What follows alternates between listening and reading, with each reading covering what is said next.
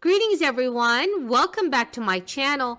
Thank you so much, everyone, for joining me here tonight. Here's your fourth stimulus check update, fourth stimulus package update, and daily news report, everyone. Late last week, the House of Representatives Ways and Means Committee just released a statement informing the public that lawmakers have decided to include an extension of the child tax credit's current structure through the year 2025. After seeing much success of the program after just one payment, many legislatures are eager to have this extension. These payments will become increasingly important in the coming months as more than millions of households may see their incomes plummet because federal unemployment programs and eviction moratoriums have expired. Many supporters of the bill were feeling more optimistic about its passage before Senator Joe Manchin argued that a strategic pause should be taken in the negotiations. The West Virginia senator's vote is needed to pass the legislation, as Democrats will use the reconciliation process to make these new benefits law. Senator Joe Manchin has stated that he will support a package of this nature if it's fully paid for, which in its current form it is. However, Manchin disagrees with some of the tax increases and fees that would cover the cost of the new spending bill.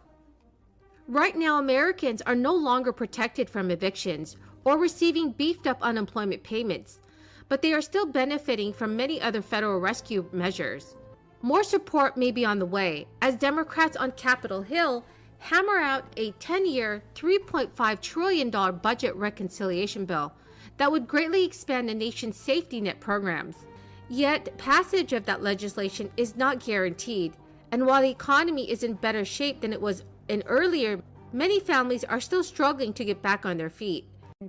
As Representative Dean had mentioned earlier, we had just experienced devastating floods for which my district was ground zero in New York City on the floods from Hurricane Ida. And this has been a travesty in my district. We have lost 12 people in these floods. And the connection here is that in almost every person lost to the floods, it was related to our housing crisis. The lack of available housing stock and the fear of eviction has existed even prior to, and has only made it worse to the point that people are seeking alternatives to the housing stock that are often dangerous. Now, that being said, speaking about those longstanding inequities, many low-income renters struggle to make ends meet even before the pandemic. And with the lapsing of unemployment, the striking of the eviction moratorium, all of these things have placed renters in an even more perilous position. We've discussed about some of the difficulties, and the committee has addressed some of the difficulties in state implementation, but I also want to talk a little bit about the difficulties in getting these funds out with a small segment, the segment of landlords who are refusing to participate in emergency rental assistance. Now, Ms. Yentl, is there evidence that lack of tenant participation is a widespread problem for the emergency? So if you are a tenant and you want to make right on your back rent, and you apply for the emergency rental assistance program, if your landlord has been trying to get you, they can refuse in the majority of programs to accept your rental assistance and evict you and use that as grounds to evict you. Is that correct? That is correct. And we're seeing some very egregious cases of tenants showing up in eviction court, say with the emergency rental assistance in their hands, and the landlord saying, I don't want it, and the judge allowing the eviction to move forward. So it seems as though we have a very urgent issue, and I very much am so thankful to see Chair Waters address these issues.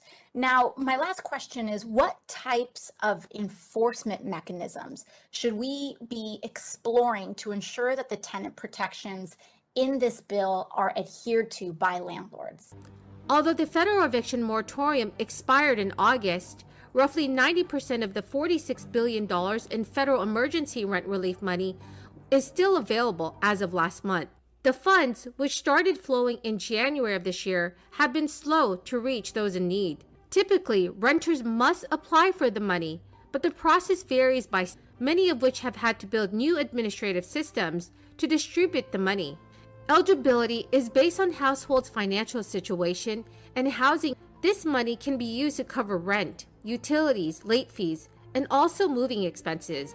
Tens of millions of American families will receive 4 more monthly child tax credit payments as part of Congress's enhancement to the program for 2021. The next installment, up to $300 for each child up to age 6 and $250 for each one age 6 through 17, will be sent next week.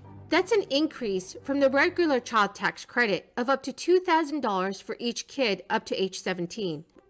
Parents will receive half their credit this year and can claim the other half when they file their 2021 taxes next year.